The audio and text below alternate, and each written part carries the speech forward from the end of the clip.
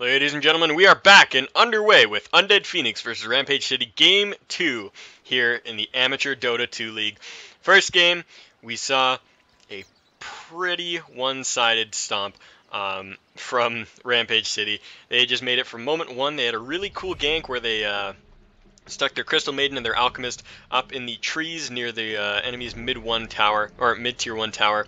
Got a quick first blood off and proceeded to just basically dominate every single lane. Every lane managed to pick up a couple kills on their side, and just one after another, heroes fell, and the lead got to the point where we were looking at a greater than 20 kill deficit at pre 20 minutes into this game. So game one, a little bit one-sided, and you know, it could have been played better by Undead Phoenix in a number of ways, but this is a new game. Players got their game face on, and you know, hopefully they'll learn from their mistakes, and we'll see a really good match coming out here. Getting into these picks and bans here, dipping into their reserve time right now is Rampage City, looking at their first ban out.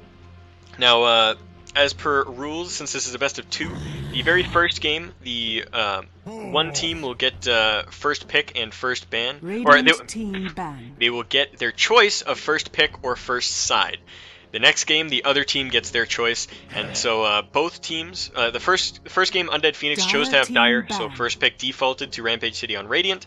The second game, Rampage City chose to have first pick, and so Undead Phoenix grabbed Dire side, and first pick defaulted to Rampage City again. So, into this game, we see a slightly different bans from last game. Last game, we saw Timbersaw ban out, we saw a Death Prophet, Bristleback, Timbersaw, and one other. I can't remember. But this game we see a little bit different. That OD and that Viper were not banned in the first stage of last game. They were banned. The OD was banned a little later, and Viper was not banned at all. But getting in this game, we get a Slark pickup by Rampage City, so they're going to want to play the little fishy friend. And if they pick up Slardar, I might have to kill myself just because in the midst of battle, I just cannot differentiate the two. It's Slardar, Slark, Slardar, Slark, Slark, Slark, Slark, Slark, Slark, Slark, Slark. It just doesn't work for me. Doesn't work.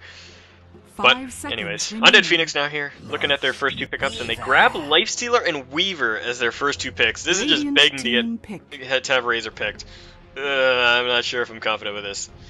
Come on. I mean, if Rampage City doesn't pick Razor here, something is askew. I hate Lifestealer first pick. It opens you up to so many possibilities and just gets you in so many bad scenarios. I mean, I played it the other day and it's just like, oh, okay, well, I'll just pick a Razor, a Shadow Demon, and a Bane and just laugh at you.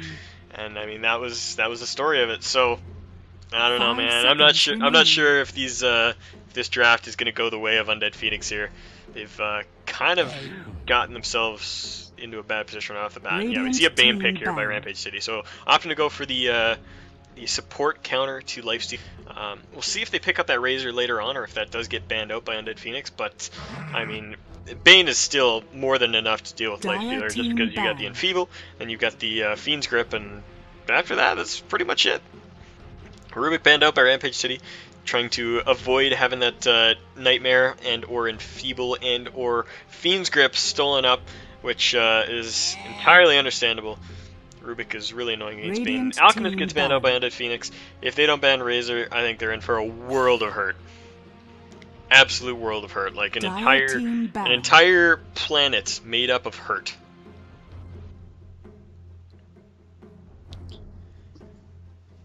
Anyways, we've got Crystal Maiden banned out by Rampage City, so getting rid of that support.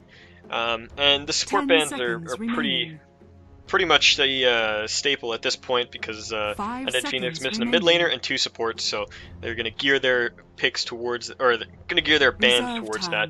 A little more flexibility on the side of Rampage City. Slark can go off lane or mid lane or even in an aggressive tri lane, so he's kind of a question mark role right now.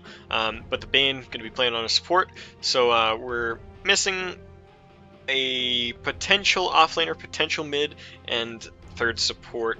Could also be missing a carry, depending on where that Slark wants to go. So I like the first couple picks by Rampage City. It leaves them with it leaves a giant gap open in Undead Phoenix's mind as to what they're going to be doing. He's actually dipping pretty far into the reserve time for this 4th ban out here. I don't really like this. I mean, it's pretty cut and dry. If you don't ban Razor, he's going to get picked. And, I mean, Rampage City, I think they have enough to deal with the Lifestealer at this point that they don't have to pick Razor, but that would just be the nail in the coffin. It would just be like a pick victory here for Rampage if they manage to get it. And I hate using that word because I firmly believe there's no such thing as a draft victory. I mean, you can always play around it despite how poorly things seem. But there are some times when the picks just favor one team to the extreme. 10 seconds. 10 seconds. I had a friend message me on Steam here, and 5 seconds. He said, "I think Dyer lost to the last game." Yes, I think that is a good analysis. Of course, this is the guy that has co-casted with me a number of times, Cubano Dota, and what an insight! What an insight! This guy, should have him back for this game. I think Dyer lost. Anyways, getting into the reserve time here for this 3rd pickup for Rampage City, and like I said, that Razor was not banned, and I think with the Mirana and the Weaver on the field right now, there is no reason not to pick a Razor. He's so strong against all of these heroes that I would just love to see it. I don't know if they're gonna pick it, but come on, it's so blatantly obvious. I think is it blatantly obvious? It should be blatantly obvious, but I don't know, man. I don't know. And jeez, burning a lot of time here debating on this. I wonder what they're going to go for.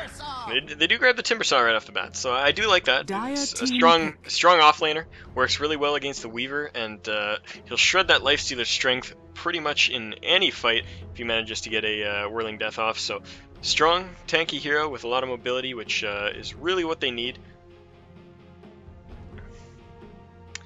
So yeah.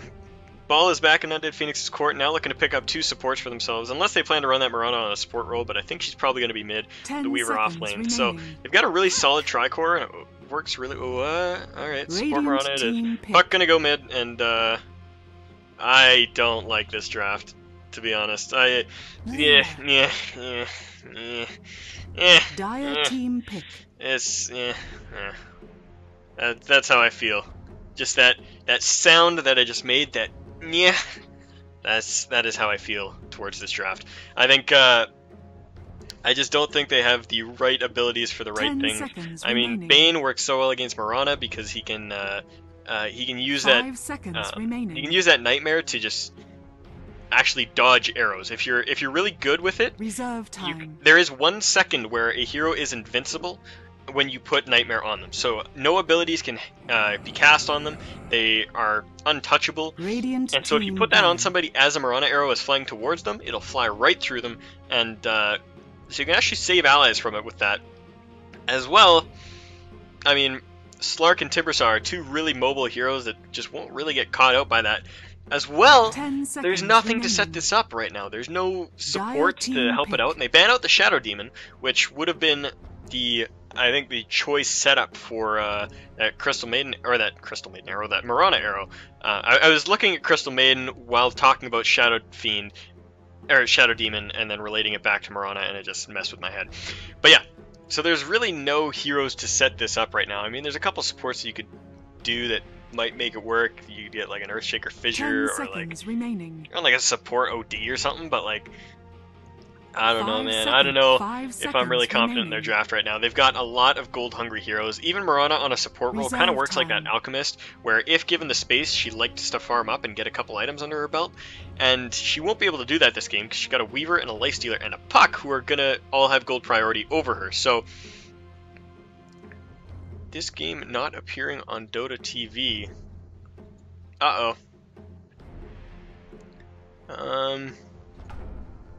Let me check here. Tournaments, AD2L. Oh, crap. Okay. Alright, so I think I might have failed to add a tournament ticket, so I'm just going to ask the teams to do a remake here afterwards. We'll just remake an all pick with the tournament ticket up. Radiant team pick.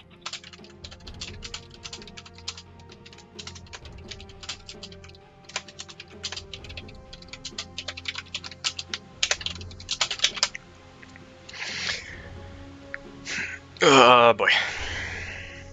So Lion's the pickup for Undead Phoenix. That's going to be that Marana Arrow setup, but like I said, it's not as reliable as they'd like it to be. So 10 seconds remaining. I do like Rampage City's 5 draft a lot better, and I'm remaining. curious about what this is going to be. If it's a mid lane Slark, they'll still be looking for a carry, and they do grab the Juggernaut on top of this. So they've got the Juggernaut with the Lina and the Bane. I do like their draft quite a bit, so it will.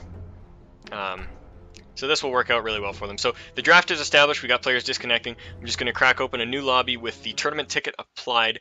Actually, wait, the tournament ticket. What the hell? The tournament overlay was right at the top. It should have been. What the frick? Okay. Alright, whatever. We're going to redo this anyways. I'm going to throw the overlay up because there's a password that I don't want you guys to see. But we'll just be back in a moment here. Throw things into all pick. The tournament ticket is now applied. Huh. It was applied by default, so it should have been on there. But yeah, I did check the watch tab and it wasn't showing up. So thanks for the call. I mean, we'll just get back into this game and get things going. So I'm not sure what happened there because should have been all good.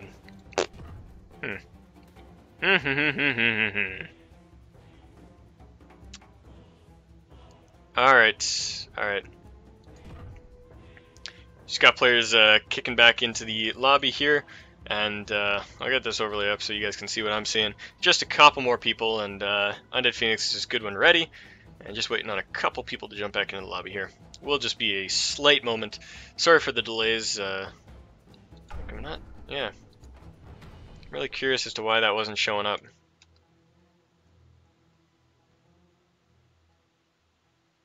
Yeah, I mean, I'm looking at the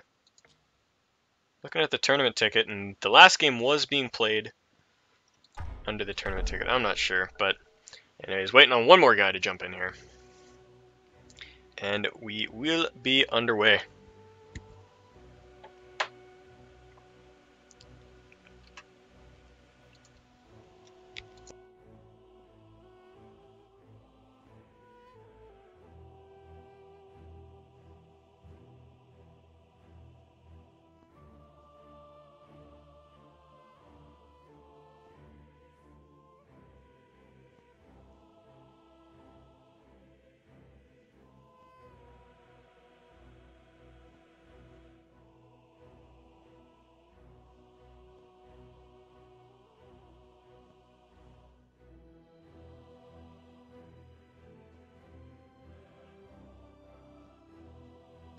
So yeah, one guy not showing up.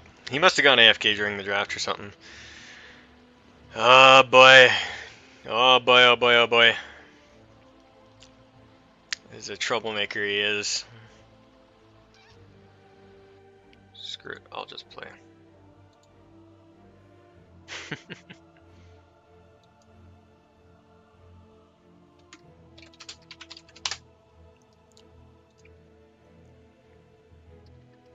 Oh, that might have been why.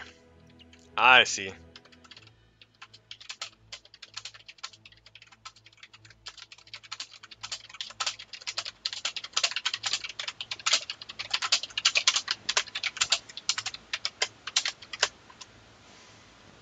Actually, it was showing up. What the frig? Oh my god. Okay, yeah. I don't know what's going on with Dota TV. Things is weird. But anyways, I'm going to mute myself while we wait for this because we're still waiting for one more player and I have no clue where he is. So hopefully we'll be underway in just a moment.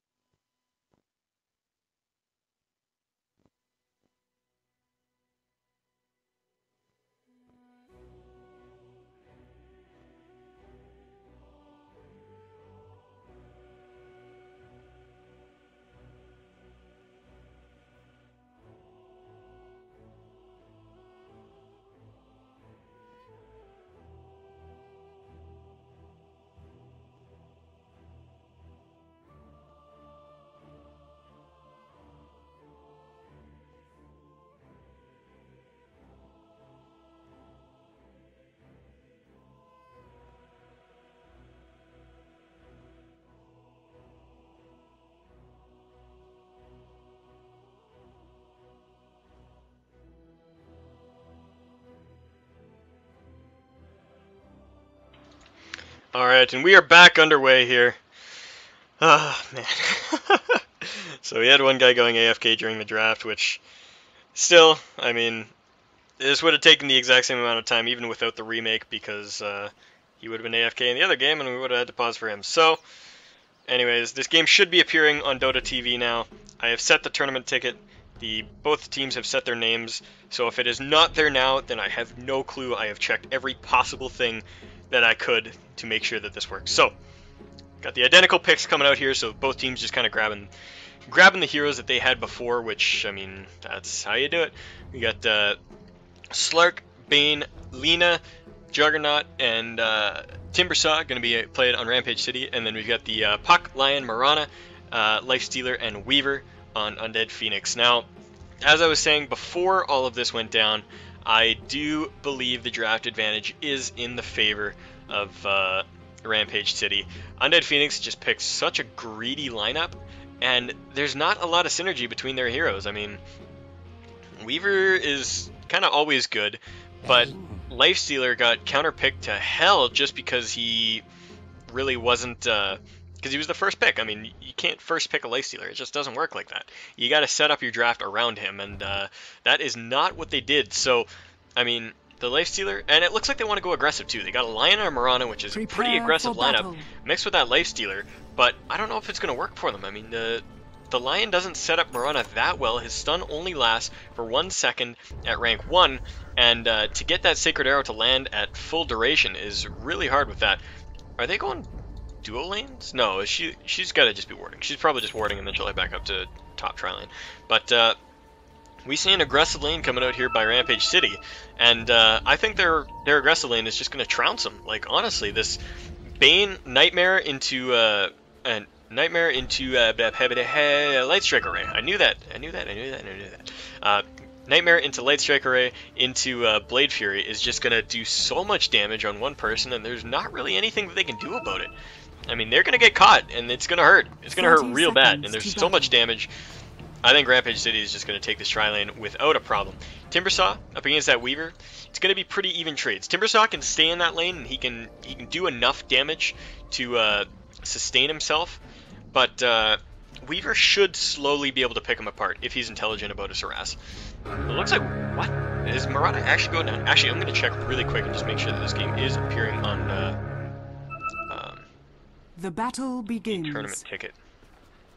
Okay, yeah, it is up right now. So this game is on the tournament ticket, so we are there for sure. Anyways, really aggressive ward and really aggressive positioning coming out for Undead Phoenix. They are looking for this first blood, and oh my god, it is going to happen without question. Oh my god. Oh, the creeps spot them, and they are going to disengage. Oh, man. Oh, so close, so close, so close. Anyways, in this mid lane, we're going to have a Slark versus a Puck.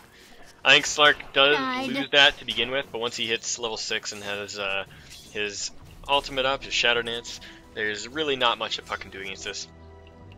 Ooh, kind of awkward ward positioning here, only covering a small portion of the river, but covering what it needs to, which is the rune. And, said this Marana, I'm not sure what she's doing here.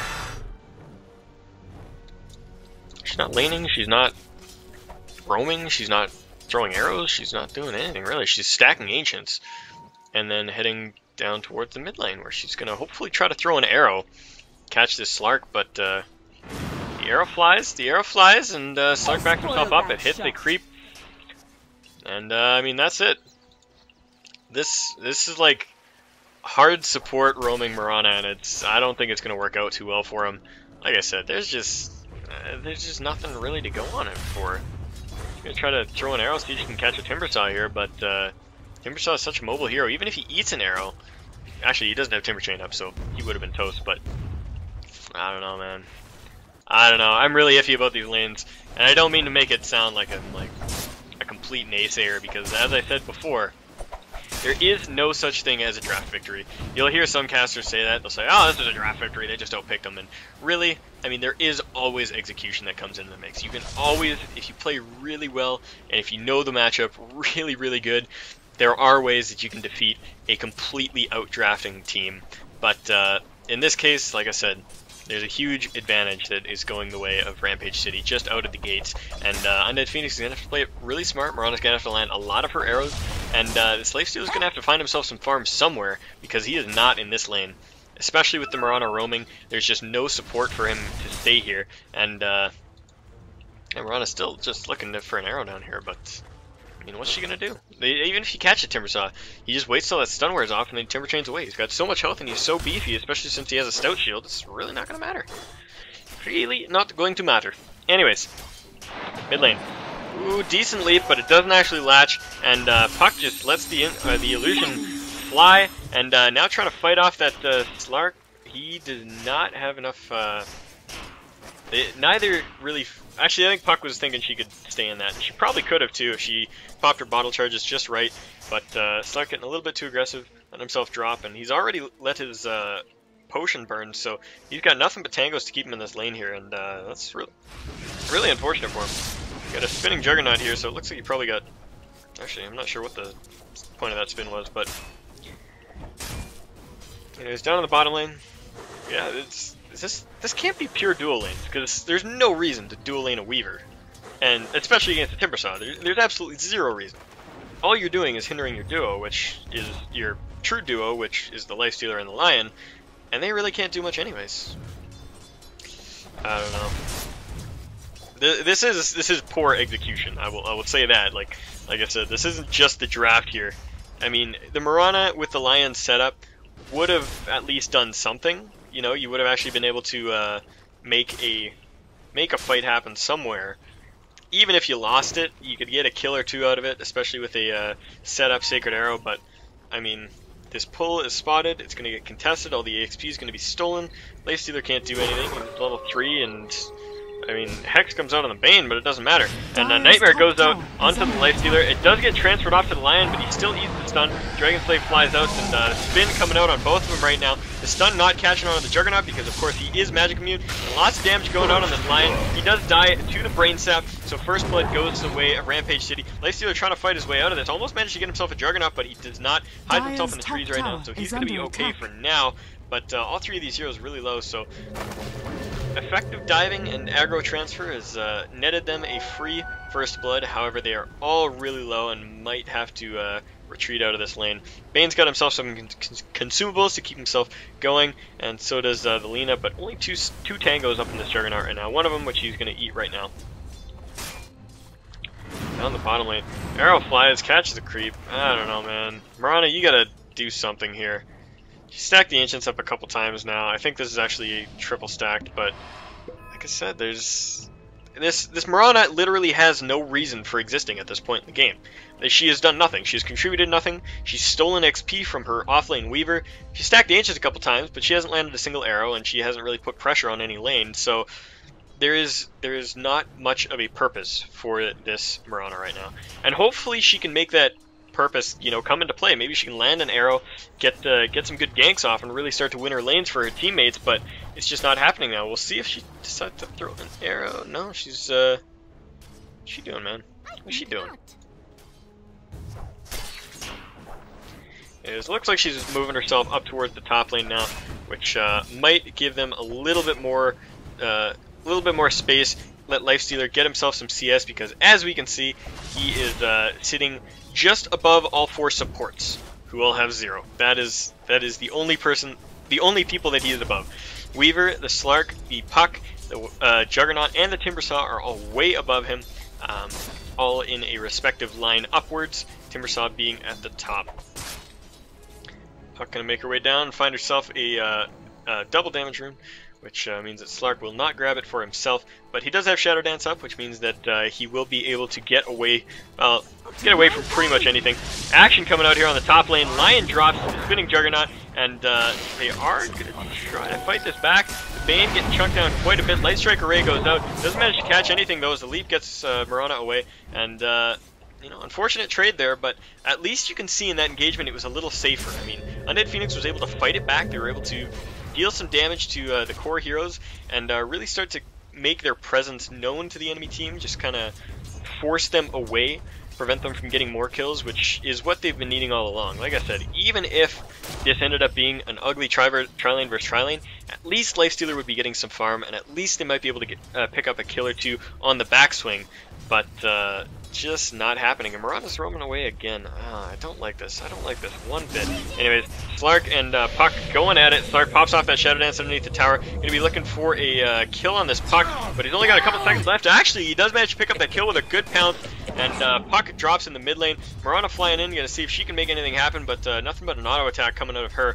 And Puck grabs himself a kill, so Rampage City up 3-0. 7 minutes and 30 seconds into this game. And I mean, here is where we can see that that Mirana sitting in the lane, what it's done to this lane.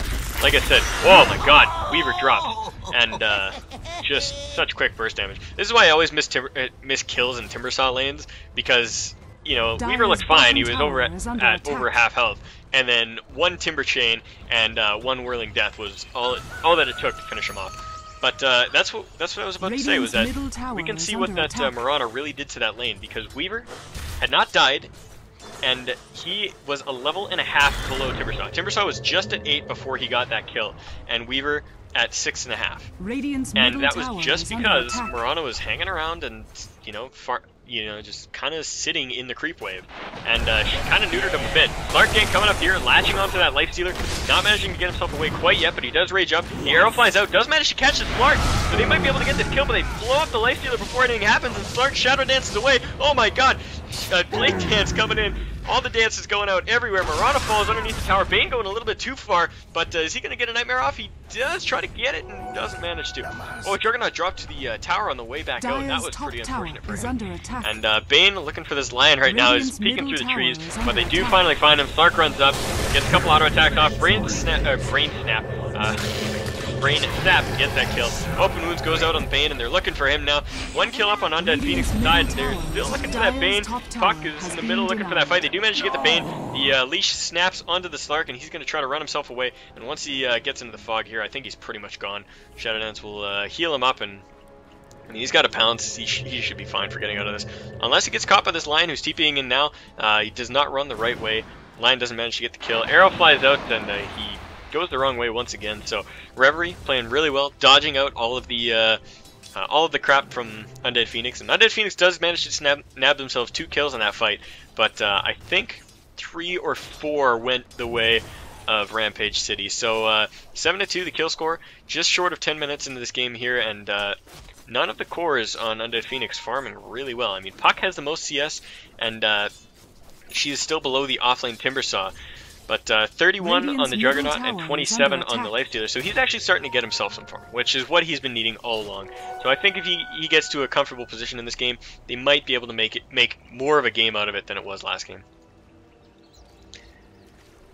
Anyways, Bane looking up here, going to see if he can find himself that Lifestealer, but Lifestealer seeing that on the with that River Ward, he's going to back himself way the hell off, and things should be good. Anyways, looking for this Timbersaw now. They do have the support. They get the frog out. The arrow going to fly, but it misses, and they're still looking for Timber.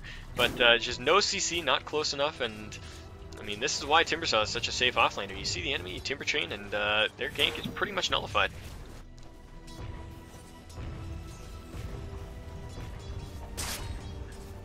The top lane, Lifestealer just hanging out underneath his tower, but the Slark comes in, looks for a pounce, and he rages just in time to get himself out of that. Dark Pact not doing much, and Lifestealer going to walk away from that unscathed, just short of losing that 75 mana from Rage. Arrow flies out, Slark going to dodge it, and that tower taking small chunks of damage, but you know, any chunk is a chunk. Down on the bottom lane, Hex goes out on that Timbersaw, and they're looking to make something happen, but Weaver not feeling fighting fit, scared of that big combo up by the Timber, and yeah, ducks out of the lane to see the Slark and realizes he's in trouble, so he runs away. Slark going really deep on this, looking for that Lion. He does manage to miss with the pounce, and Lion getting himself stuck in the trees. This is pretty much a sure death for him, but he is going to stall them out long enough that maybe his teammates can teleport in and make them happen. Nope. Brain Sap along with the Dark Pact finishes them off, and there is support. They are looking for it. The creeps see them, the arrow gonna fly, and doesn't manage to catch anybody. Bane drops underneath, or stuck in those trees to those creeps. Weaver chasing down that Slark, really wants to finish that off, but doesn't manage to. Has to time-lapse himself back out of that, and 8-3 your kill score, 12 minutes into this game. Big fight coming out. Blade Dance goes out, they're looking for that Weaver, but no available targets right now. Lion Dance around looking to see if he can get some action here, but his team's just not really ready to follow up. Marana farming up creeps and just kind of pulling them off the tower. This is such an awkward little dance that we've got going on here between everybody. Bottom tower is under attack. And yeah, see Rampage City hooking back around the tower towards the tier 1 so that they can start to push this for themselves. Juggernaut copping a little bit of damage there, but he should be fine in the long run. And Slark getting spotted out. Oh my god, this courier, it does drop to the Weaver, and he's going to Sakuchi himself away, so a courier kill for Undead Phoenix might bring some life back into this team, gives him a little bit of a gold spike. We'll see that on the graph in just a moment if this fight ever ends, but they're going on the Weaver now, and oh my god, the Fiend's Grip goes out, 2 kills picked up by that Slark, that double damage is so crazy on him, and he's still going for it, he's still looking for it, he gets this, pounces off, but doesn't latch on anybody. Nightmare goes out on that Marana, and she drops as the Bane gets that Brain Sap off. Slark does actually fall to the puck. She throws in an illusory orb, but Blade. Oh my god. Oh my god, this Life Stealer just barely escaping, and the Juggernaut falls. For a kill on that Timber Saw now, he is really low. Life Stealer jumping in, does manage to finish him off, and a couple kills going their way. Now looking for that Lina. Oh man, 4 heroes down for just the 1. And arrow gonna fly out. Is it gonna hit? Oh my god, it does! Max range arrow. They managed to catch the Bane, and he is toast for sure. Big zap coming out by the Lion as he steals that kill. But, alright, 11-8. This kill score has evened up, and it looks like we're gonna have a game here. Undead Phoenix pulling it back underneath their tower, winning a much-needed fight, and getting the gold in the right places. And now this Life Stealer will look to be farming up a little bit, getting his drums up pretty soon, and got action on the mid lane, start coming in there, but leap away from Marana. He's going to throw an arrow, catches him underneath the tower, but she just needs to run. Run. Oh man, Pounce latches, she tries to ulti, but not going to matter. Puck jumping in, trying to see if he can get that Slark, and this Slark is getting out of control, man. 5-1 and 3, and he's got a lot of gold saved up. Life Stealer gets the open wounds out. They're going on him though. They're going. The Dark Pack purchases it, and they're still looking for him. Oh my god, the Puck manages to pick up that kill. Gets herself 300 gold, and the Slark getting himself a little too far forward, and he does manage to drop. What an action-packed game, man. Already 14 minutes in, we've seen 21 kills. Both teams just going for it. Oh man. Oh man. Oh man. Oh man. Oh man. Oh man. Oh man. The Ancient's getting stacked again, but I'm not sure why they put so much emphasis on stacking these Ancients, because there's not really, oh my god, Timber Saw gets stuff killing a bit. But yeah, there's not really any heroes that benefit, well, I mean, every hero benefits from stacked Ancients, but there's not any hero that can take them really easily. There's not a Luna, there's not like a Anti-Mage, there's not a, you know, I mean, Life Stealer kills Ancients fine, but he kills them slow. And with the amount that are there now, he's just going to take a lot of damage killing them, and he might even die. So I'm not sure why they put so much emphasis on this. Like I said, if you had like a Battle Fury hero, like even like a Battle Fury Alchemist or a Anti-Mage or anything, you know, it might go better. Ooh, decent setup there. They do get onto the Bane. The silence goes out, and are they going to finish him off? They do with Dream Coil. Puck gets the kill on the Bane, and big fight breaking out here. Oh my god, Timber Saw jumping in, getting himself 2 kills right off the bat there. 2 kills down for 1, and Slark is still looking for action. Jumps in on that Puck, so much damage going out, but Slark almost dead. He does drop underneath that, so 2 kills for 2, and the TP is coming in for Undead Phoenix. What a game, what a game! Man, shit be cray. This game. If it could be described in one word, that word would be cray cray. Because it's a word. I just pissed off so many people.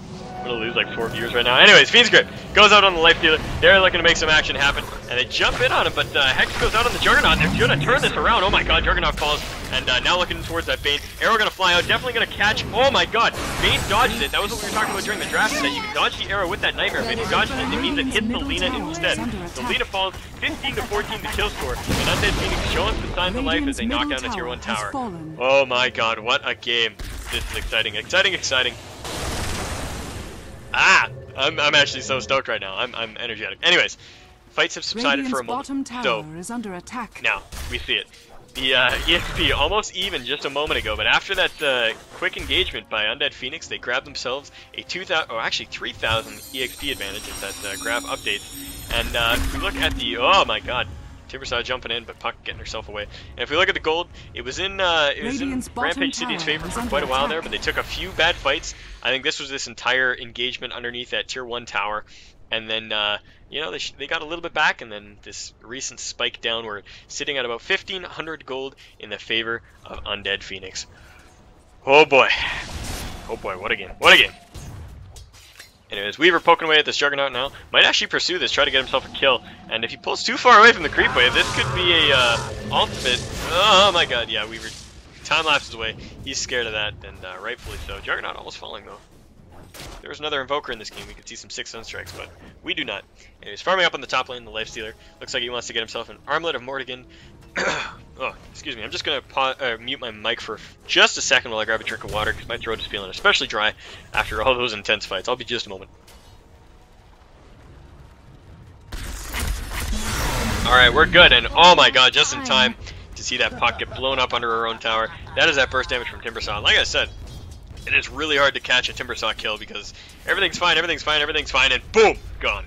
So much damage. Middle tower is under attack. Timbersaw now has his Bloodstone if he wants it. Top tower is under and he gets hexed up underneath the tower, but not going to be much. He's got so much health. And oh my god, good arrow catching out that Slark underneath the tower. Are they going to manage to finish him off? No, they don't. The Finger of Death was not off cooldown, and so Slark going to Shadow Dance himself away. Just manages to escape that. Dire's middle tower barely. Is under attack. Radiant's top tower is under mid tier attack. 1 taking a lot of damage from the creeps here, and oh my god, the attempted deny gets it killed by a ranged creep. So unfortunate there, you really got to time those denies because losing those to a creep always feels really, really bad. Anyways, Bloodstone finished up on that Timbersaw, as I was just saying. And, Radiant's top tower is under attack.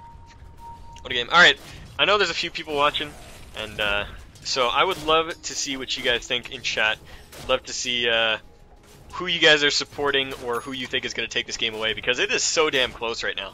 Like I said, the first game was a pretty big roll in the favor of Rampage City, but Undead Phoenix showing real signs of life and turning some really big fights around. So who do you think is going to take it in the late game? Both teams have pretty decent late games, so I'd like to see what you guys think. Let me know in chat. Puck now sitting on a Blink Dagger and 2,000 gold, so she's got license to pick up pretty much any item that she wants. I wonder what she's going to go for. A Dagon might actually be effective here because it'll avoid reactive armor, and I mean, it won't hit the Juggernaut, but Lina and Bane are two very squishy supports that could really be blown up by that. Slark as well, it'll prevent them from getting into the Shadow Dance before the control from their team wears off, but I don't know. Oh, Fiend's Grip goes out on the Weaver, and they're trying to get him right underneath the tower. Oh my god, big TPN, and gets the return kill on the Juggernaut, and the Dream Coil goes out on the Bane. He's going to stun himself up as he tries to look for this, but Timbersaw comes in from behind the tower, gets stunned up. I don't know if they're going to manage to finish him off. Oh my god, he jumps in underneath the tower, kills him. Kills the 2 heroes off that were screwing with him. Oh my god, what level is he? He's level 13 right now. Absolutely huge. Looking for that Marana right now. Throws out the Chakra, but it's going to miss. Timber chains forward, and looking for that. He misses with the, oh my god. What a kill. That Timbersaw, like I said, that burst damage is so huge, especially since he's maxed out his levels right now. Or, not maxed out his levels, but he's maxed out his levels on his core ability, the Timber Chain, and the Whirling Death. Dire's bottom tower is under attack. There's the tier 1 tower, finally gonna drop. Lifestealer up in the top lane, pushing for himself, gets himself a tier 1 tower, so pretty even trade tower-wise, but that 4 kills in the favor of Rampage City, not going to bode well for Undead Phoenix.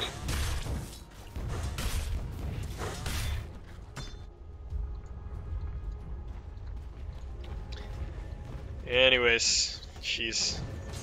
So take a peek at all the heroes' items, because I haven't had a chance to check those for quite a while. Mech now completed on the Lina. Bloodstone on the Timbersaw, we knew that for quite a while. Lion's got nothing but a set of wards. Arcane Boots on the Marana. We've got a Perseverance, and I wonder if those Blades of Attack are for. Interdashing. Anyways, we'll see what Weaver chooses to pick up. That Perseverance is probably going to be a Lincoln Sphere. Blink Dagger and an Ultimate Orb. Now up on that Puck. Oh my god, a couple of heroes getting caught out here. Bane falls to the Lifestealer, but Lifestealer falls to the Slark and the Juggernaut.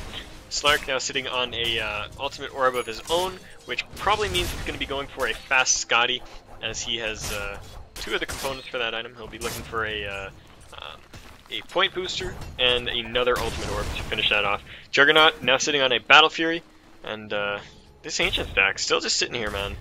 Like I said, I'm not entirely sure why that's so heavily emphasized by their team. Said it a couple times already, but yeah. Anyways, Weaver poking away at the tower now. He's gonna Sakuchi himself away, and he does grab phase boots. It's a pretty interesting pickup on Weaver. He's got all the movement speed he needs, and he's got unit walking as well. So I'm not sure why you want to go phase boots on Weaver, but I don't know. That's the choice. Gives him a little bit more damage for each of those geminate attacks, which I guess is 100% acceptable. Bane looks like he's going to be grabbing a Necronomicon flat out, so instead of going for any of the 40 maneuverability items that Bane usually goes for, like a Blink Dagger or a Force Staff, he does decide to go straight for the push, and yeah, I don't blame him.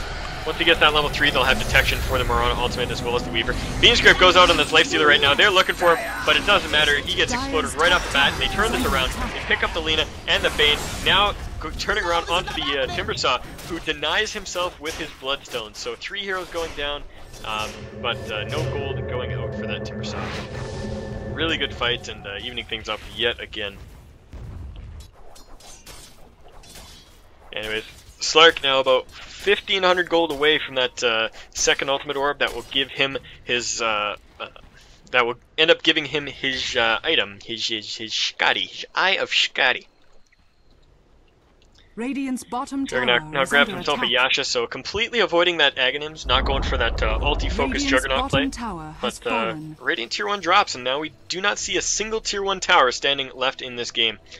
Slark looking to see if he can pick up that Marana, but gets himself a little bit too far forward, eats a couple tower hits, and returns to farming up the creeps here. Let's take another look at these graphs, because they're all over the place. Yeah, 2,000 gold in the favor of Rampage City, and just about 500 gold in their favor as well. So sitting pretty even in this game. A little bit favored in Rampage City's favor, but just because of those couple extra kills that they have, this still is anybody's game. Timbersaw really looking for that puck, man. He keeps trying to blow her up, and Darkpack goes out to clean up those creeps. And jeez, jeez.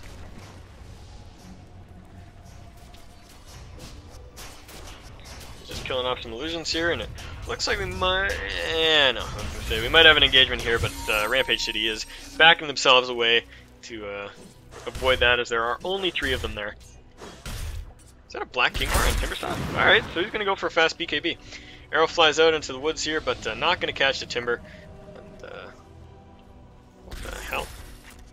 Oh, they're signaling for their Bane to join them in pushing the Tier 2 tower here. Is Bane the stand-in? I don't know. Actually, no. They're... no, the stand-in is on the side of Undead Phoenix. Is he not? I think so. Yeah, Bane is the stand-in is the puck. Bane is the puck. Anyways, this Juggernaut actually is... no, he's not in any trouble.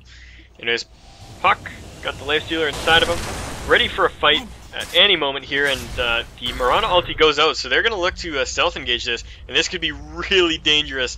Oh my god.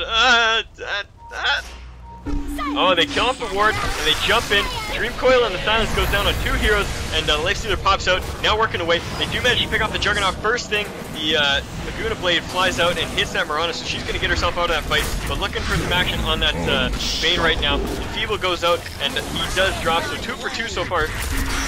Oh my god. Anyways, we had the Illusory Orb flying out, looking for some action here. Lifestealer Armatogs pretty well and keeps himself alive long enough to finish off that Slark. Weaver is still picking himself up a lot of kills now, has 3,000 gold in the bank after all of that. Lifestealer drops to Timbersaw as this fight keeps going, and oh my god, he's so low!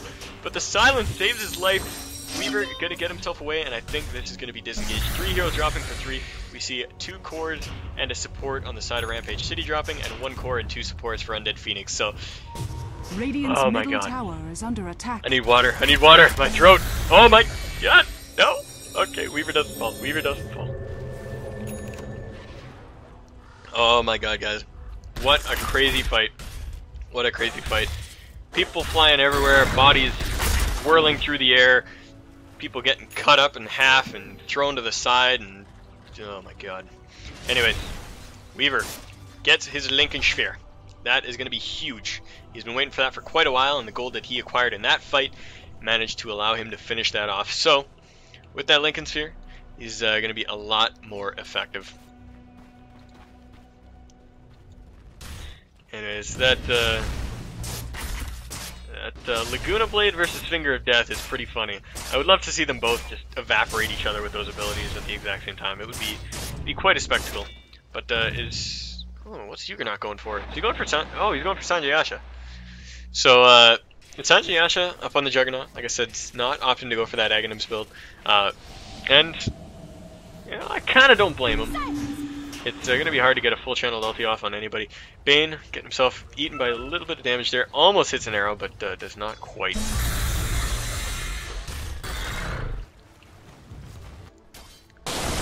Now on the bottom lane here, Slark still doesn't have a Scotty. I think he lost a lot of gold in that last fight, but now grabs himself enough gold, and we'll probably have that flying out to him in just a moment here. Grabs himself an illusion room. Triple stacked ancient still sitting here for no reason.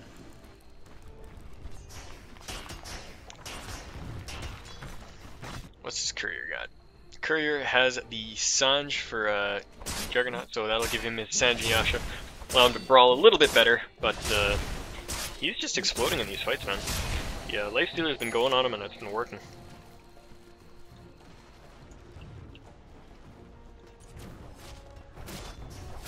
In the jungle here, Lifestealer now sitting on an armlet and a Hyperstone, gets spotted up by the Timbersaw, who's going to be a little bit of a pain in his butt. Does have a Black King Bar up now, so he's got a lot more survivability, and it's going to be retardedly hard to kill this Timbersaw. Arrow flies out, he Timber Chains up to the high ground, and they're still pursuing onto this, but decided to back off, fight an illusion instead. Scotty now up on the Slark, so his brawling power has increased quite a bit.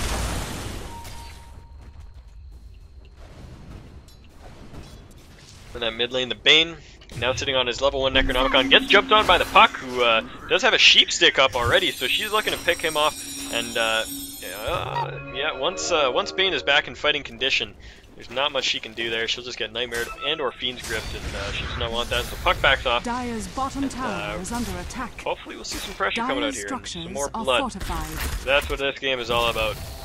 Blood, not towers. There's Weaver Bugs flying down toward the bottom lane, looking for that Slark, but he preemptively leaps away and avoids the silence. Timbersaw finds that Lifestealer and is going to shred his strength just a slight bit, and that'll wear off in just a moment here.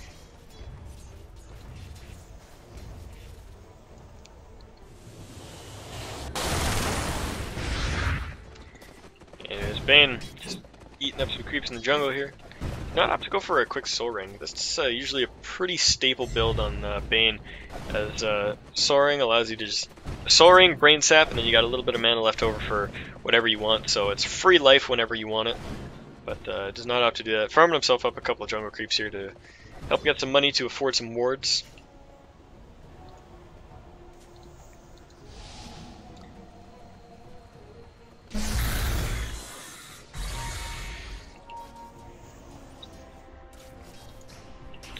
It looks like Mirana's trying to get herself a mechanism here. She's got the buckler and the headdress, and we'll be looking to grab that last 500 gold here off of these couple creep waves.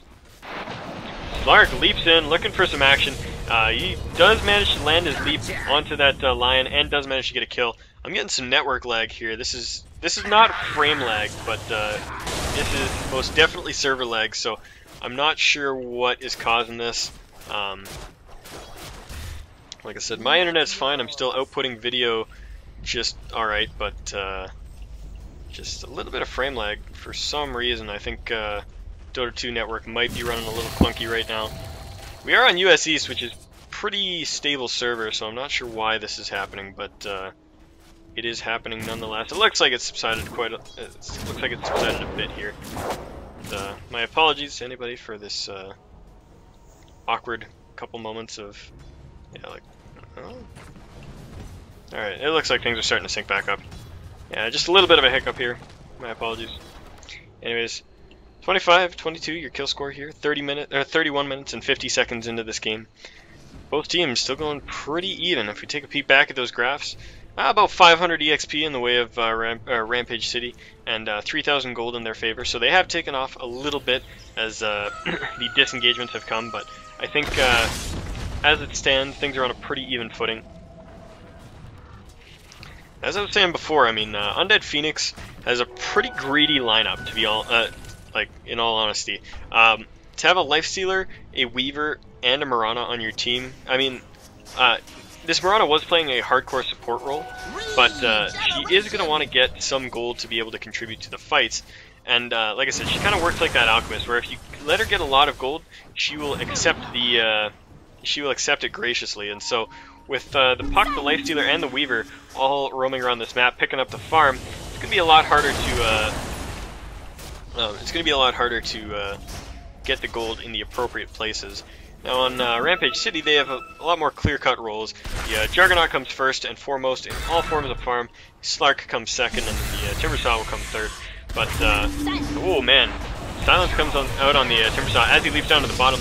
But oh wow, that Lion explodes that Slark. Mirana ulti goes out, but Juggernaut flies in with his ultimate, doing a lot of damage. And the the Weaver is going to time-lapse out of that and try to Sakuchi his way out, but he becomes visible again and drops 3 heroes down for Undead Phoenix, and this is not good for them right now. The Pounce goes out, but it doesn't latch onto that Lifestealer, and the Mirana ulti wears off, so he is just going to have to scamper away for his life. Oh my god, he's running, but they're still pinging him out. Pounce does not latch again, and he's under his tower, but the Chakram finally catches him. And oh, he turns around, opens up onto this Slark, and see if he can make something happen, but it just does not. And he's going to try to TP away, but he gets exploded by the Lasagna Blade. And oh my god, what a disaster. Mirana leaps in there after the fact. 5 heroes on Undead Phoenix going down for absolutely nothing. What a... man. That was crazy. Crazy stuff. I don't know, man. It was a pretty sloppy fight for Undead Phoenix. They went in on something they shouldn't have gone in on. That Timbersaw is just so beefy and so survivable. I mean, you shouldn't just jump on him. And Slark managed to turn around, kill off Lion right away, so he was completely irrelevant for the entirety of that fight. And then chasing down that Lifestealer. Mirana shouldn't have jumped into that at all. She should have known he was toast. Anyways, Hex comes out onto this Juggernaut here, and Dream Coil is going to go down. He's really low, but they don't have vision. Oh my god, Puck blinks in, manages to finish off the kill. Grabs herself almost 500 gold for that kill, so good on her. That'll bring things back a little bit in their direction, but not all the way. Anyways, Bane now has a level 2 Necro. Once he has that level 3, they'll have True Sight all the time, and it'll be really hard to fight them, but he's... It's been a long time getting there. It's 35 minutes and he's still only got the level 2 and Arcane Boots. Weaver looks like he probably wants to be going for a Black King Bar next, and I don't blame him.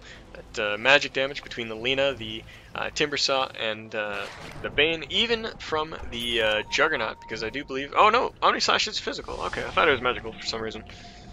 Yeah, why would it be? No, it's physical. But yeah. This is one of those games where, like, actually, no, this isn't one of those games. There's a couple games every now and then where, as a Lifestealer, I will recommend that that he goes a Black King Bar. But that is a very, very rare occurrence. And, you know, it's like when the enemy team consists of, like, Lion, Lina, friggin', who else? Just, like, nothing but magic damage. Their entire team is just magic damage, and it's like... And control too, like when it's like Stun City, there are some times where you know, it's still not a terrible idea to go Black King Bar. Anyways, they jump in on the Slark there, they turn him into a pig right off the bat, and explode him, so he drops. And now going on to this Bane, I don't think he's going to manage to get away yet. Finger of Death flies out, and Lion picks up that kill on the Bane. So 2 heroes going down, and once again, Undead Phoenix showing signs of life as they progress into the far late game. And looks like we got an assault here on the Lifestealer, so he's now looking pretty on items. He's doing pretty well for himself. We'll probably be looking to grab himself a Basher right after this. Basher on Lifestealer is fantastic, especially once you have the attack speed from your Assault Craft. Anyways, that flies out to him now, so everybody attacking faster, and Roshan looking to be taking some serious damage here. Timbersaw with the double damage and the Lina going to try to contest this, but there's always a possibility that they're just going to get exploded. Timbersaw jumps himself up to that high ground, so they can't really stop him. And yeah. Anyways, Black King bar off on that Timbersaw means that death of Lion is almost guaranteed. And Lena teleports away from Weaver. Timbersaw still just causing trouble, but it doesn't look like Roche is going to get finished, which is unfortunate because he's so low. But big fight out here in the mid. Sheep goes out onto the Marana, and she is so close to dead. That is a Sheep stick on the Timbersaw. He gets stunned up halfway through his Timber Chain, looking for a kill on this Juggernaut now. He is ridiculously low. He does fall. Juggernaut dies, and Timbersaw is left stuck in the middle of this. We see a denial again. He's got the Bloodstone ready, and he does deny himself. Oh man, that is so unfortunate. So unfortunate. You work so hard to kill a Timbersaw. You work so hard. You throw out all your spells. You lock him down. And just at that last moment, Bloodstone. Anyways, 31 to 27 your kill score now after that engagement. 37 minutes, 50 seconds into this game, and Roshan will not be finished. He's going to regen his life slowly in that pit until somebody decides to take another run at him. Weaver's sitting about 700 gold off of his Black King bar, so he'll have that in just a few moments. He tried to get these Ancient stacked a few seconds ago, but a few minutes ago, but it just did not happen for him because there's too many there now. Like I said, this Ancient stacking, that was the Barana's first like 6 minutes of this game, and they haven't been taken yet, which could have been done at any point in this game. I think Lifestealer's going to try to take a run at it for him, so maybe not. He's going back into Roche. Alright, so they go to do Roche. It's still at half health from where they did it before. Weaver going to scooch himself into there, but there is a ward that should have spotted that. Actually, does that see? I don't think that has line of sight across here. So I think walking through here actually meant that it was a stealth grab on this, and they do manage to get Roshan. The Aegis of the Immortal goes to that Lifestealer, and so there they go. And they're now going to try to clean up this Ancient stack. And I mean, Lifestealer's gotten to the point where he can fight it up, but look at this. It's still dealing more damage to him than he can Lifesteal back, so I don't know. I don't know, man.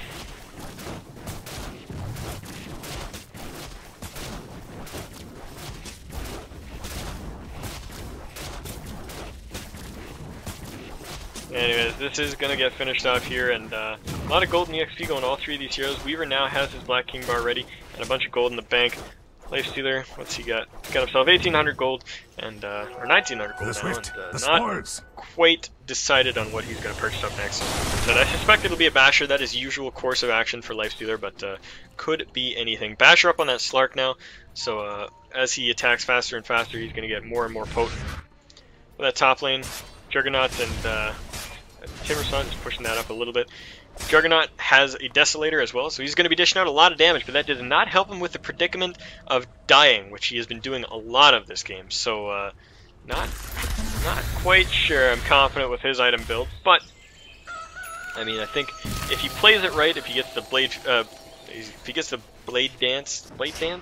Fury out of his Omni Slash, he will be fine. It looks like Slark is going to get a BKB for himself. Has a Mithril Hammer now. And we can pick that up in just a moment there. Regen rune up top, getting pinged out by the Radiant side. Regeneration! Alright, let's go back to the graphs. Everybody likes this. Everybody likes some stats. Anyways, it has gone up quite a bit, but recently just dipped right back down towards the side of Undead Phoenix. Still about 10,000 in the way of Rampage City now. And yeah, the gold graph sitting just over 5,000 in their favor, so they're Undead Phoenix still fighting from behind, but not too far gone.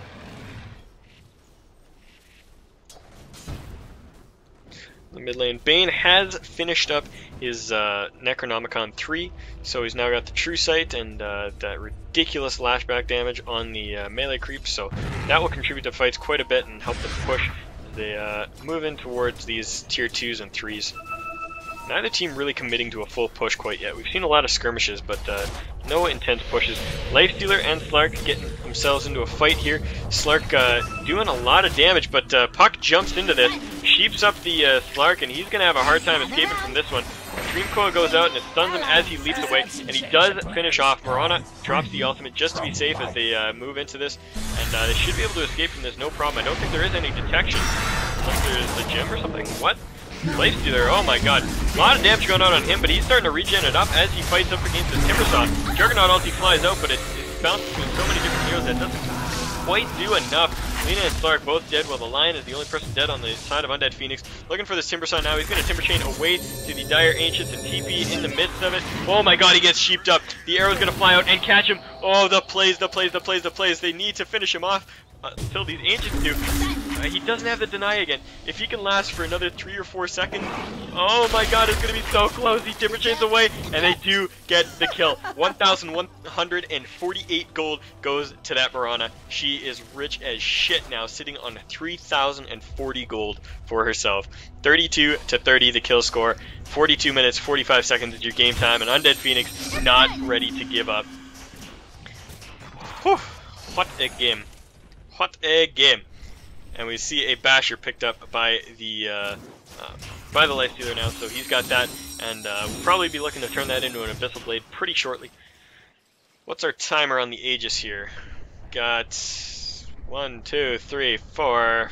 Okay, so we got about 2 minutes until that Aegis is reclaimed, and once it is, then Lifestealer will be a sad panda, unless he gets to use it up beforehand. We'll see. Radiant's middle tower is under attack. Arrow flies up from that Mirana, not going to catch any. Oh my god, they go onto that Lina. There's not much they can do to stop that. Going in on that Slark right now, he gets sheeped up, and Timbersaw trying to stop him, but it's not happening. Lion blink or Force Staffs into the middle of that, throws out an Earth Spike, but it's not going to catch anybody. He dies, but he does manage to get the Finger of Death off. Oh my god, what a turnaround!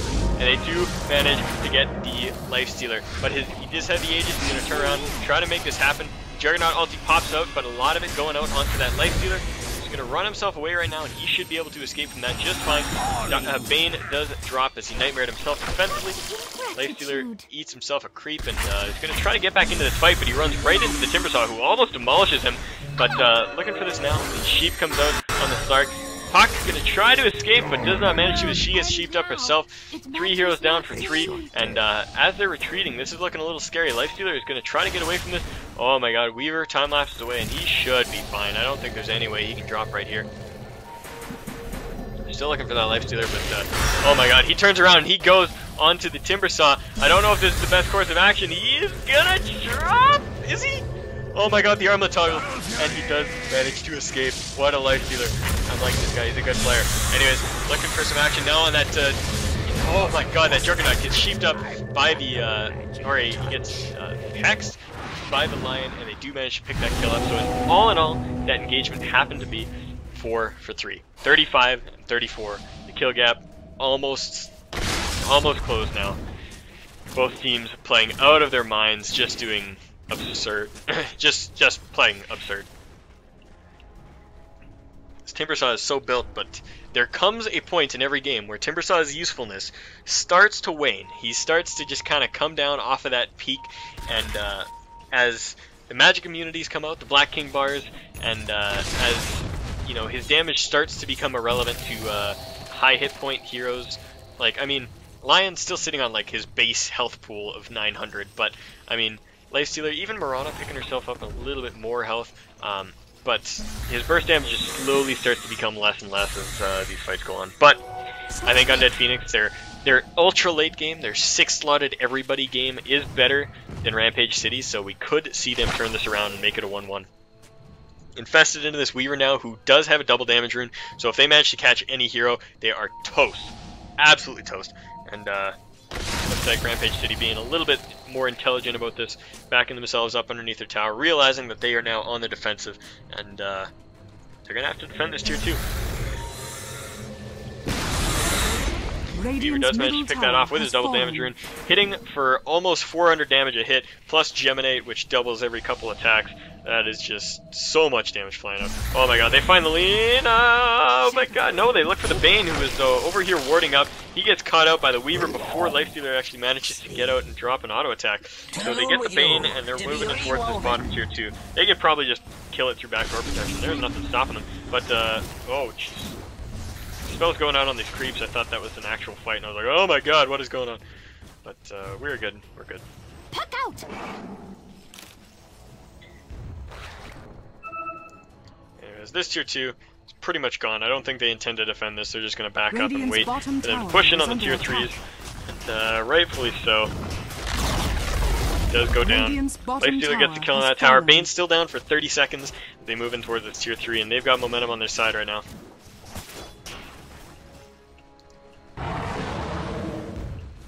You back off. You're going to play it a little more passively. Roshan looks like the delay is going to be about 2.5 minutes here, so we are looking at a 2 minutes. We're looking at about a 49.5 minute, 49:30 Roshan timer, I believe. This clock always confuses the hell out of me. But picking out the Ancients here. Looks like they want their carries to start farming that up. We were sitting on 4,100 gold and a Demon Edge, so could see a Monkey King bar come out of him, or even a Rapier. I don't think I'll go Rapier, but it would be fun to see. It would be very entertaining.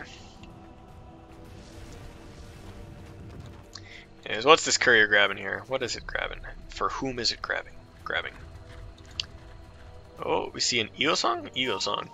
Picked up by the Juggernaut. So Juggernaut gonna be getting himself a butterfly. Actually, he has that now. Once he combines all the items, he will have the flying butter, and that's gonna make him a lot more evasive against these heroes. The Weaver not gonna land half his attacks, and the Lifestealer gonna have a hard time hitting him too. But a lot of what he's been falling to is this Puck getting a good sheep out on him.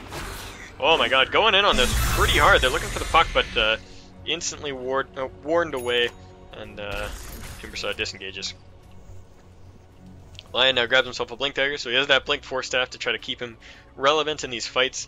We've seen the last few fights, he's actually managed to get off all of his spells, but after that he just gets destroyed, because, I mean, he's like a 2 or 3 shot for any of these heroes now. I mean, a full Timbersaw combo will kill him.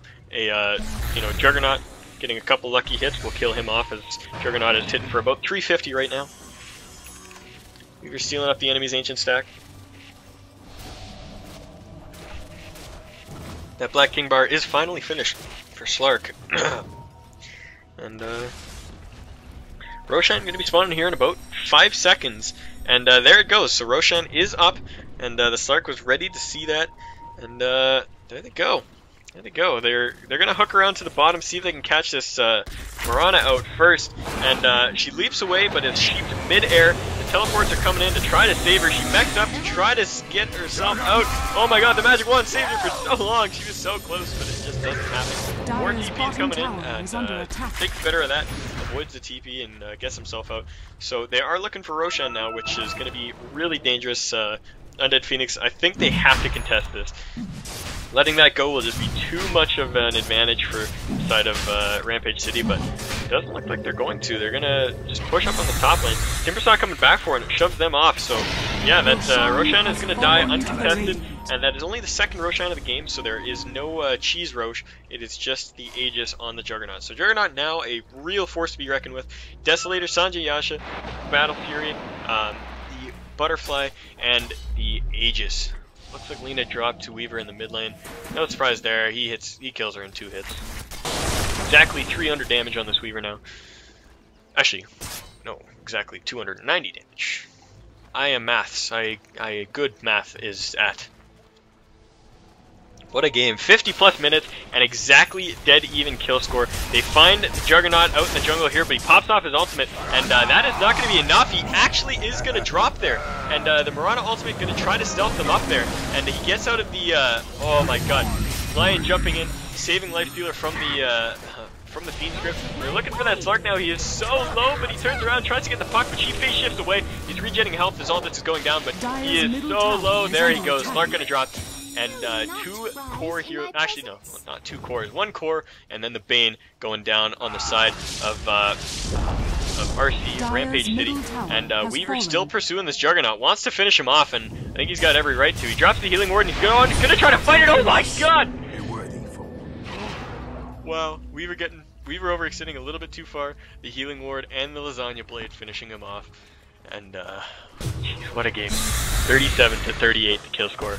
Undead Phoenix starting to pull themselves back. If you look at the EXP and gold graphs, we see about 0 in the EXP, and in the gold just about 2,500. But I mean that's not huge at this stage.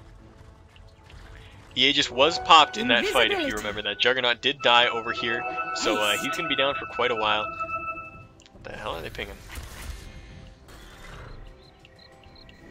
I don't know.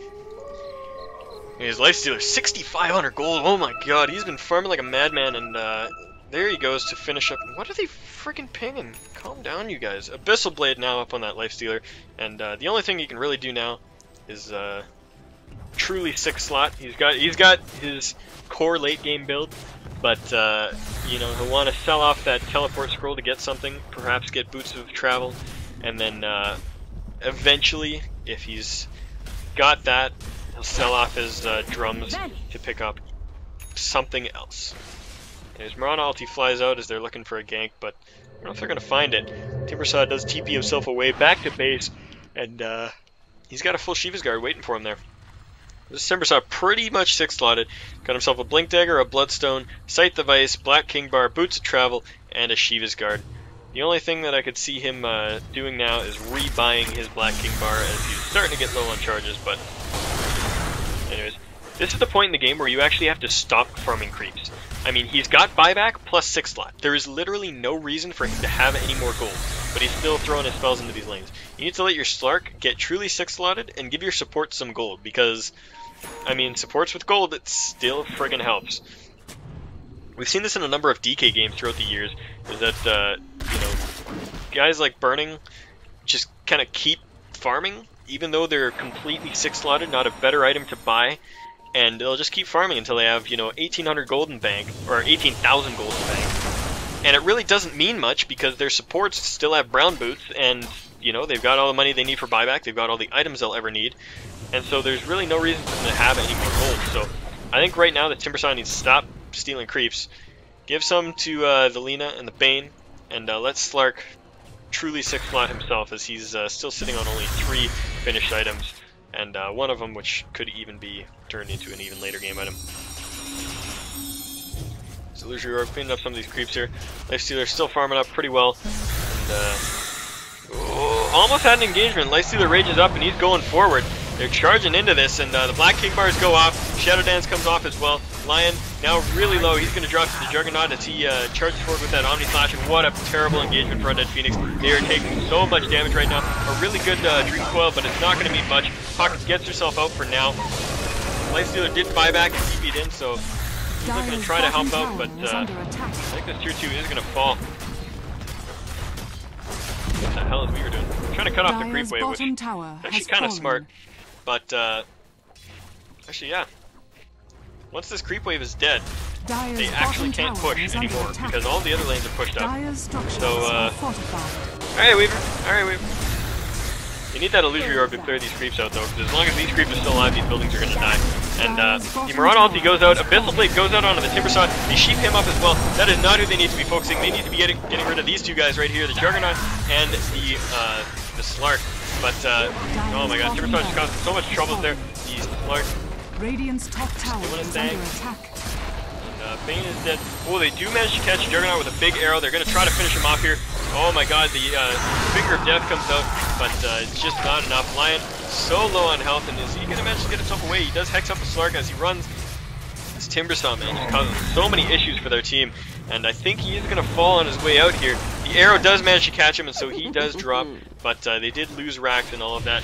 Now going in on the Slark, who does get the Shadow Dance off, and they're looking for him.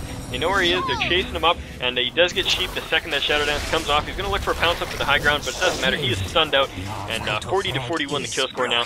56 minutes into this game. This is absolutely crazy, ladies and gentlemen. When are we going to be seeing the next Roche? We've still got 2 minutes before, or actually a minute and a half. No, 2 minutes. 2 minutes until we get to see what the approximate time is. And Puck just up on the top lane, going to get himself a tier 2. And this will mean no outer towers remaining. Oh my god, Juggernaut's looking for this, but blink away. And not going to catch him. Action coming out on the mid lane. Lina does drop as she catches herself a little bit too far out. And with Slark and Lina down, they're going to look to push, get themselves a set of racks mid lane. But Timbersaw throwing out that chakram. It's going to help delay out that wave quite a bit. And the Slark buys back. So are they going to fight? I don't think so. They're going to back away. Let things go for now. What a game.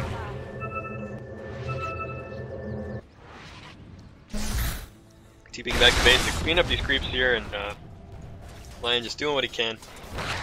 About 1,500 gold now, so I'm curious what he's going to buy up next. Do they even have a mech on their team? Yeah, oh yeah, Marana got a mech a long time ago. She's got a Fusil Blade up now. Oh my god, who's getting caught here? Who's getting caught? Where was who? What? Oh, he must have TP'd out. Oh, that was a life stealer. He must have just rage TP'd. I was like sitting here going, what the hell were they jumping on? But yeah, so looks like the ball is back in Rampage City's court as they look to crack this base yet again, grab themselves another lane of racks, and start to dismantle Undead Phoenix. But this is just quite the game. Quite the game indeed. Anyways, they jump in on this Slark. He gets himself sheathed up. The arrow is going to miss as he moves himself up towards that high ground, but the Bane falls right off the bat. Sorry, that's some cut in my throat there, but still looking to catch off this Slark, and I don't think they're going to manage to. He's getting himself away for sure. He's got a pounce ready, and he's got a Shadow Dance if he needs it, so he does. Juggernaut still farming himself up some gold, and I think same thing goes for this Juggernaut. He is completely 6-slotted. The only thing I could see him doing is swapping out that Battle Fury for something else, but Battle Fury is still a pretty decent item to have this late in the game, so I think they're going to want to instead... I mean, his Black King Bar is even on full charges as well, so I think he's got to stop farming. Really let these supports get some items. I mean, an Aghanims on Lina would actually help them so much, especially with getting rid of that Weaver and some of the other guys. Anyways, arrow flies out, catches a creep, and they're looking for some more action here. Only the Bane is down, so there is action, but oh my god, what the hell? No, Timbersaw is actually back in the base, and he's going to try to TP back. If he TP's back and Marana gets an arrow, that could be really disastrous for them. They're just pinging it, they want to go for it. Actually, no, the defense pings were coming out, and Arax is destroyed here. They're looking for the Juggernaut. He gets sheeped up right away, and then he gets stunned, Hex, Finger of Death, and Juggernaut falls to the Weaver at the end of all of that. He has to buy back, but a lane of Rax falls up in the mid lane here. There is still action going down inside the base. Looks like Marana might get herself out of it, but no, she does manage to fall to the Slark Dark Pack, but the TP is back. It's going to mean the demise of Slark. So Slark falls from Marana. That is a trade that Undead Phoenix is more than happy to make. And 106-second respawn timer on this Slark. Oh my god. And both teams sitting at a racks apiece, 4 kills apart, 60 minutes into the game. This is absolutely absurd. Look back towards these gold graphs. Look, we've seen swings of at a peak 14,000 at about the 29-minute mark, and we are back to only a 4,000 EXP differential. And looking back towards the gold, it has never spiked more than 7,500, and it is back to about 5k. Roshan is up, and this is the cheese Rosh. This is what will start to decide this game. Is whoever gets that Roshan will just have so much more of an advantage in these close fights.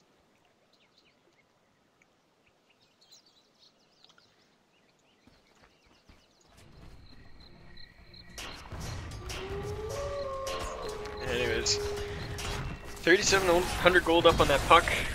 I'd like to see an E-Blade on her, actually. Oh, no, maybe not. Maybe not. That might be a bad idea. She E-Blades someone and gets Laguna Bladed. She is just done. Anyways, Timbersaw still sitting on 6,100 gold. Got more than enough for buyback, and he is still 6 slotters. Like I said, he needs to stop farming. Lina pauses up for some reason, and then instantly unpauses. Final pause. Juggernaut resumes. Alright. Whatever, guys. Whatever. You do what you want. Do what you want. Looking in towards that Roche, they do spot it. There is a Radiant Ward here, so they are going to spot them going into that Roche pit, which means they should be moving over there pretty soon. And Undead Phoenix is a little bit scattered. The Marana is back at the base. The Lion is within the vicinity now, but Weaver is not in that pit quite yet. What are they doing? If I was Rampage City, I'd be running the hell over here right now. I could have hit Roshan with my eyes first. Marana hits Roshan with an arrow, and I didn't know she actually had a sound interaction for that, but looks like this Roche might actually go uncontested. Bane is just walking down here to pick up a rune for no reason. Gets himself silenced up. Puck jumps right onto him, and meanwhile Roshan is going to fall. The cheese is still there, though. The Aegis is there. Okay, Lion picks himself up the cheese. I think they just wanted to make sure that that wasn't stolen. I would have liked to see the cheese. Oh, it does get transferred over to Puck. Okay. Yeah, I forgot that since the cheese is treated as a consumable, it can be transferred and or given to another player.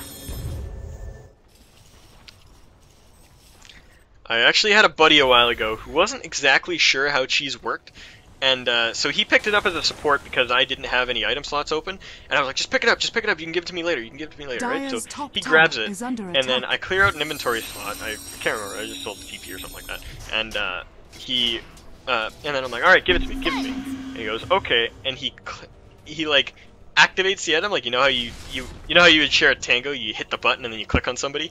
He does that and just activates the cheese right in front of my face, full health. And he's like, where'd it go? And I'm like, oh my god, you moron. Like, I had just the biggest facepalm of my life there. Oh god, it was hilarious, but it was funny. Anyway, 62 minutes, 35 seconds.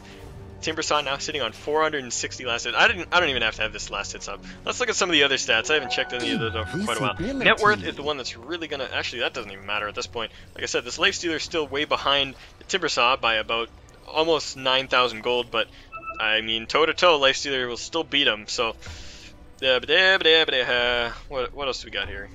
GPM. Buyback status. Buyback status is an interesting one here because the Slark doesn't have it because he doesn't have the gold. Juggernaut doesn't have it because he's got it down for 2 minutes. And then every hero on the Dire side does have buybacks. So the next fight will be really interesting. Fantasy points. Absolutely 0 across the board. So that is a stat that is really telling of how this game is going. Very even. Not a single hero having a single fantasy point because this is not the International. What else we got here? Kills, deaths, assists. Not entirely irrelevant, but still interesting nonetheless. Juggernaut topping that out, 14, 9, and 5. Not a single hero having less than 5 deaths this game, though, so no one is safe. Lion topping out the charts at 14 deaths, so he's not doing too well for himself. What else we got? Hero level. 25 across the board, save for the 4 supports. Mirana sitting at 20, Bane at 19, and Lion at 19, and Lina at 17. Oh boy, oh boy, oh boy. 6,000 gold on this Lifestealer now. And he sells his drums for a TP scroll. Alright, so he doesn't have that, but could save him. It could save him. He didn't have any charges on the drums, so not really a big a deal. Is that an assault? Or, oh, a Shiva's Guard. What the hell was I thinking? I just saw a recipe and a recipe and armor, and I was like, oh, sock your ass, but yeah, no. Going for a Shiva's now on that puck, and he's got the gold for it, but he wants to save for buyback, so he's just going to wait a few moments for that. Juggernaut pushing away up on the top lane here, just clearing these creeps out like nothing. He might be able to get himself a tier 3 tower if there are no TPs back, finish him off immediately. And they need more than one hero to kill him. I don't think one hero can finish him off. The puck is there to sheep him up and finish him off, but another TP back by the Lifestealer, so they're going to have to disengage on the bottom lane here. But they're looking for it. Abyssal Blade, Abyssal Blade, Abyssal Blade goes right through the magic immunity, finishes off at Juggernaut, and he will not be able to TP out, but he does Omni Slash to try to get away from that, but I think he is toast, man. There is not much in the way of escaping from this, and the illusory orb flies out. They're gonna look for him, but oh my god, they need like a blink dream coil or something, and they don't manage to get him. He manages to get himself away, and here's getting chased out here on the bottom lane. Yeah, Lion TPs himself into the or blinks into the trees and then TPs away, and Pounce goes out, gonna miss. Dark Pact catches a little bit of damage onto that Mirana, but oh my god, Shadow Dance being used way preemptively. He might actually get caught out here by this. He leaps back in on the Mirana. Mirana thought the Weaver was there to help him out, and oh my god, the sheep out on this Slark. Are they going to manage to finish him off here?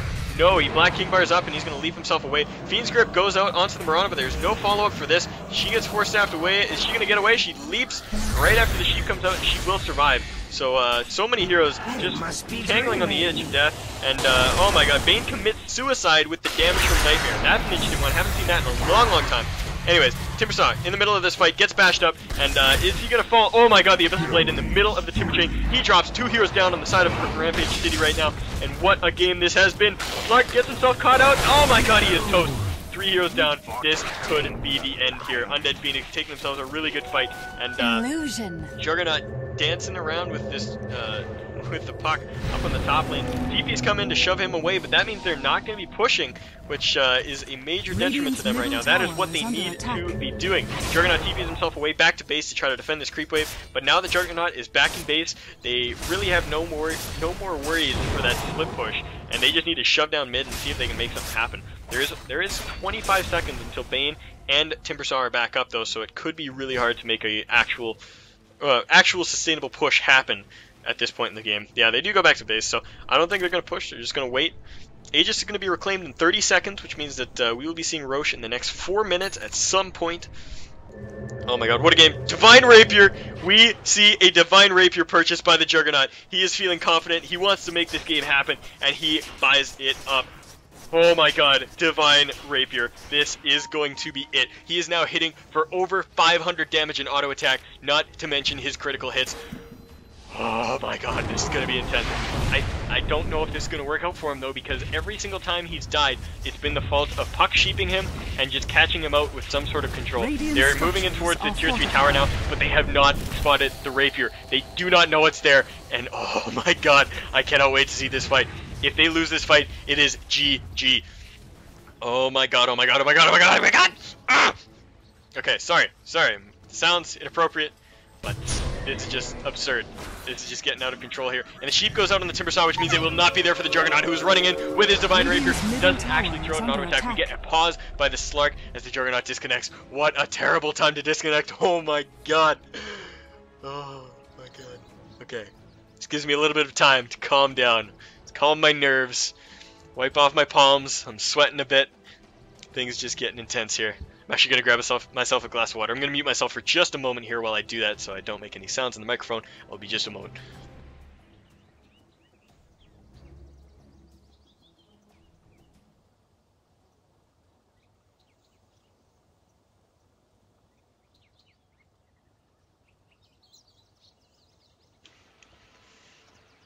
Alright, we have Juggernaut reconnected to the game, and they're asking for go. They're ready to do it. Undead Phoenix has had a moment to analyze the situation, think about what they're going to be doing. And here we go. Here we go. This could be the team fight to end all team fights, and a mass disengagement. They know that they're not gonna be able to sustainably fight this with the Divine Rapier on the Juggernaut. So they back themselves away, and they're gonna move down. Double damage rune being spotted by Puck, just gonna be grabbed. He's not gonna be able to do much with that, but that was looking really scary for just a moment there. Could have been the fight to end all fights, Radiant's middle tower but is it was under not. attack. Anyways, Weaver with the Lifestealer inside of him, looking at that Timbersaw now. Wonder if they're gonna be able to catch him. He does run himself up into the trees. He's just kind of standing there. Weaver throws out the bugs, and it's not going to spot out that Timbersaw as he blinks himself into the tree. So he should be able to get out of this just fine as soon as his teleport is off of cooldown. The, oh man. Courier was... What the hell? Oh my god. Wait. No. Okay. For a second... What the hell? What is this Courier doing, man? Oh my god. They purchased up a second Courier to put a Necronomicon on. And they're gonna try to, like, backdoor with it? What? I don't think that works. You need mana for a Necro. Couriers don't have mana. I remember a GIF on the Dota 2 subreddit popping up a while back where a team had, like, 6 Necro 3s on the Courier and they just dive-bombed a tower and dropped it. But, oh, I see what they're doing. They're just dropping it in the trees here so that Timbersaw can jump up and then activate it, and then he can just go back and drop it, and then they can just keep somebody split pushing here at any time. That's hilarious. I've never seen that before. Next level strats coming out here by Rampage City, keeping a Necronomicon on the Courier so that they can just transfer it and activate it by any hero that is up there split pushing. It's pretty interesting. I could see that working really well with like a Broodmother or something. I mean, usually she'll have an item slot open for it anyways, but when you get this late, you can throw it on a Courier and then just like, yeah, alright, fair enough. I mean, it's only a 300 gold investment, which is pocket change to either of these teams here. We're 70 minutes into the game. Anyways, Roshan getting checked. He will not be up for another 30 seconds here. Actually, not even 30 seconds. We're probably looking at 15 seconds because each of these ticks represents a minute. So that was 1 minute, and then we've got about 10 seconds, 10, 15, until that Roshan respawns. We'll see him respawning in just a moment here, and both teams will be looking to catch that for themselves. Now, what happened to the cheese last time? Was the cheese used up? Cheese? No, cheese is still sitting on the lifestealer. So this will be 2 cheeses on the field once this is attained by one team. Man, what a game! What a game! I see we've had a fair number of new viewers popping into this game since it has started. So for any of you who are unaware, this game is a best of 2 series between Undead Phoenix and Rampage City. Each team takes home 1 league point per game that they pick up, and so Rampage City took the first game really convincingly. I think the kill score was like 27-2 or something like that. Like, they just walked all over Undead Phoenix. They ganked early, they ganked often, they won all of their lanes, and it just snowballed out of control from there. But this game, as you can see, we have had just a crazy time. We've got an almost even game, 71 minutes, 30 seconds into this game here, and Undead Phoenix slowly pulling it back. Puck jumps in on that Bane, they're looking for it, Lifestealer pops out, but they back off. Both teams, both very scared right now. Like I said, that Divine Rapier up on that Juggernaut is making everybody so worried about anything that could happen. And I mean, look at this, he crit for 1,280 damage, which is more health than the Lion even has at this point. Actually, okay. He could survive one of those. This Timbersaw being such a pain in the ass, man. Just chilling up in the trees and then popping out and popping off the Necro whenever he can. What a guy. This is hilarious. So yeah, best of 2 series. If Undead Phoenix, the Dire team, does manage to take this back, it will be 1-1, both teams earning 1 single league point. But if they do not manage to, Rampage City will take a 2-0. Oof. Man, this is scary. I'd like to see Puck just blink into Roshan from behind, but oh my god, they're looking for that Bane right now. They pop out for sure. He gets the ward, but done. There's nothing they can do about that. And I mean, they wanted to protect him. The Slark was ready to jump in there, but there's so much burst damage, he just disappeared. And they're gonna look to do Roche now. He's up. His Lacey was just standing there. Is he gonna do it? A little bit of action up on this top lane here is Weaver just keeps popping the Necro creeps and then time-lapsing so that he doesn't have to worry about that. But Timbersaw teleports himself out now, and so where did he go? He went back to base. So now there's only 3 heroes ready to defend against 4 on this Roshan, but they're still really wary of this. Like, Puck is here ready to defend, but Slark is sitting up behind the pit. And, I don't know, Weaver jumping in here, looking for some action on that Lena, but Puck jumps in, silences, doesn't manage to get anything up. Invis up on this Juggernaut, he is going to town now, just eating away at this Lifestealer, pops off the cheese, and then he turns around, goes onto that Timbersaw, but the Juggernaut ultimate goes out, and he's chasing him down, he gets stunned out right now. 2 heroes down on the side of Rampage City, but Undead Phoenix on the retreat. The 3 cores are starting to do work here. Big stun, stops out that ultimate by the Timbersaw, but oh my god, is Juggernaut gonna drop here? He is so low. They're looking for a Finger of Death! The Divine Rapier gets dropped, and oh my god, where did the Rapier go? It went to the Weaver. Full team wipe. The Rapier goes to Undead Phoenix, and GG is called by Rampage City, acknowledging that this is over, that they lost the Rapier. Oh my god. 74-minute long game here in the Amateur Dota 2 League. You never thought you'd see a game like this here, did you? Oh my god. 53-41 the kill score. Timbersaw buying back, see if he can make one last stand. The official GG not being put in yet. They're not surrendering. But, I mean, Weaver hitting for over 500 damage a hit with that Geminated attack. Vayne dropping. Actually, no, he's going to drop. Vayne falls. And, yeah, this is GG. The Ancient's going to fall. What a well-played game by both teams here. Undead Phoenix pulling it back from a rather terrible game 1 and just making the game 2 the most exciting, action-packed, 75-minute long game that I have ever watched. Actually, yeah, what a game. What a game. Well played, Radiant, indeed. Both teams just doing incredibly well, and they pull it back. So both teams will be getting a single league point now, which will... I'm not sure how that makes the standings turn out, as I don't know how the other games in this division worked out, but... Yeah, what a game. What a game. That'll put Rampage City at 3 rage points, or at 3 rage points, at 3 league points, and Undead Phoenix at 2. Anyways, guys, thank you so much for tuning in and watching me. I loved casting this game for you, and I'm so happy I could. If you enjoyed my casting, please check me out at my YouTube at Cptn.Canuck Dota. You can check out my Twitch, which you are either potentially watching right now, or if you're in Dota TV, check out Cptn.Canuck Dota as well. And you can follow me on Twitter at Cptn.Canuck Dota. So check out all of those venues. There's great content here. All the VODs from this match and any other AD2L games I cast will be up on my YouTube and Twitch. So check those out. Give me a follow. Give me a subscribe. Give me whatever you think I deserve. Thank you guys so much for tuning in. I think I'm actually going to stick around and cast some pub games. I am kind of hyped right now, so I'm going to throw up the overlay for a little bit, let the stream die off a tiny bit, get a hold of some of my friends, and then I'll go into streaming some of my own games. So, yeah, stick around if you want to see some of that. But otherwise, have a great night, and man, what a game. What a game. All right, have a good one, folks.